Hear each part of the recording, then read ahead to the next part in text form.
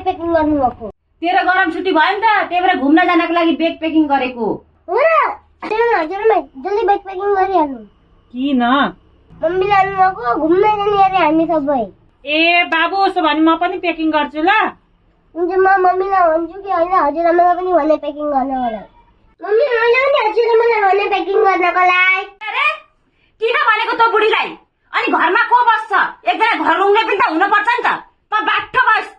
Mummy हजुरआमा त बुढी हुन्छ, हजुरआमालाई घरमा कसरी छोड्ने? त जानी भए चुप लाएर हामीसँग हिँड, नभए त्यही बुढीसँग बस्न पनि।